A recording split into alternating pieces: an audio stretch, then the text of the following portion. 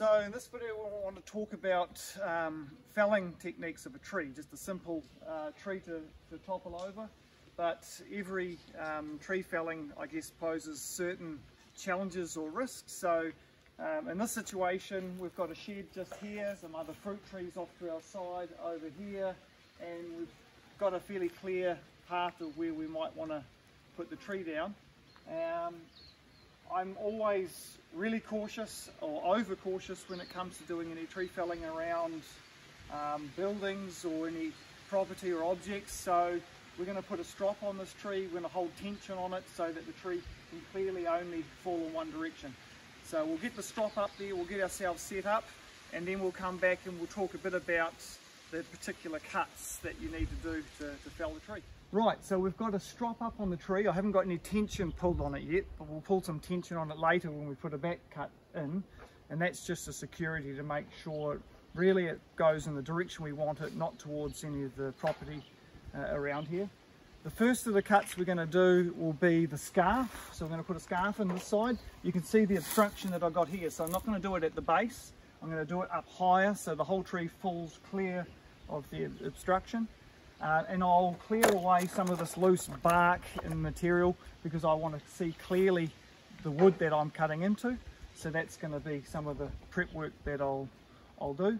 Once we've got the scarf done, then we can go in and do the back cut. And we can talk a bit more about that shortly. Okay, so we've got our area all prepped and ready. I've peeled off a bit of the bark on this tree here just to expose the real wood, because you need good visibility to see where your cut is going in. I've got a strop on this tree that I have no tension on it yet, but I will put tension on when I do the final back cut. I'll just keep the tension off while I do the scarf. And again, you don't always need a strop on it, but the point is that I've got objects or property like a shed beside me, trees that I don't want to damage, and I really want that tree to go safely in the right direction. Especially not back towards the main house over here. So we'll do the scarf first, and the scarf basically is I guess the first sort of notch that we create. We're going to go in about 1/3 of the way in to the tree. I'm going to do the scarf up high because I've got this object over here and I can't fell the tree other than over top of this object, so we're going to do it up quite high to clear that. And once we've got the scarf all in place, we can then do the back cut and fell the tree over. So just a few things around the safety side of it. I've got a very clear escape path away from me. I've made sure that a path is nice and clear. When that tree starts to move or go anywhere, ideally in the direction I want it to, but if it wasn't, I need to make sure I can get out of there real quick. So really important that you make sure you've got a really safe getaway to move away from, so you don't trip over anything in the panic of trying to move. Protective leg wear. I've got cut protective trousers on. These are our arborist trousers, and we have them as normal chaps or basic trousers. Plenty of options there. I've got my helmet and safety glasses, and I've got some gloves that I'll wear, and I'll be using the MS500i. Before proceeding with any felling cuts, you have to make sure you have a planned escape path, and not just one, two. You need to make sure you've cleared all debris or trip hazards from 2 different pathways should that tree start to move in the wrong direction. You also have to be aware of who is potentially in the area, and there should be no one within 2.5 times the height of that tree in any direction in the area while you're doing any tree felling.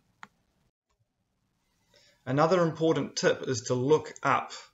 There can be some nasty fall hazards that are up inside the head of a tree, especially if that tree is being surrounded or supported by other trees. When you fell that tree and it starts to move away, branches and limbs that had previously been supported by other branches and limbs all of a sudden have stress and strain placed on them, and they can fall down. So be very vigilant and keep looking up when required. Setting the scarf up right from the start is absolutely essential. That's one of the big things of ensuring the tree is going to go the direction you want.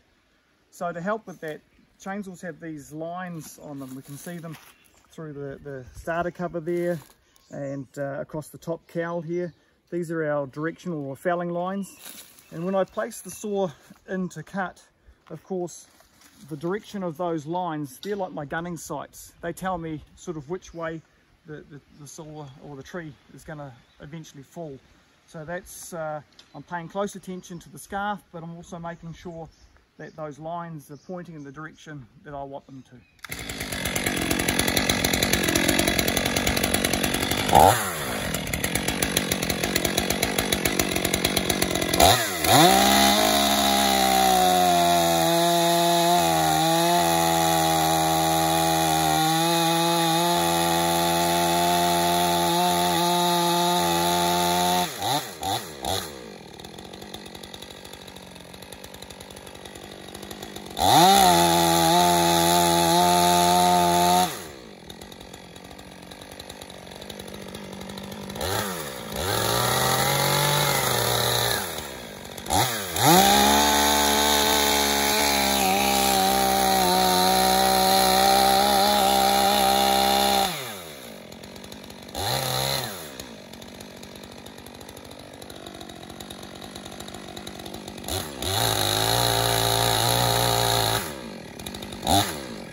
I'm just going to do an inspection of the scarf, which in closer inspection, it's not perfect.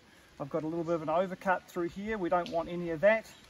A little bit in here that I could clear out. So I'm going to do a few extra cuts now just to clear up or clean up that scarf to make it exactly how I want it.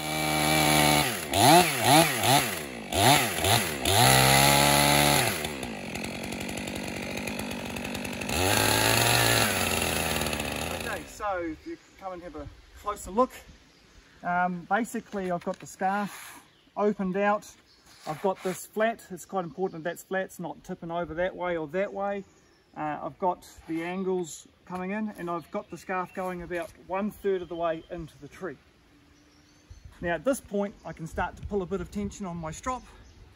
Then I'll come in and do the back cut. So the important thing about the back cut is I'm going to come in about a good couple of fingers thick, about 2 inches ideally, up higher than the bottom of this cut here. So the bottom of your scarf, the back cut is going to come up, potentially up to 2 inches there.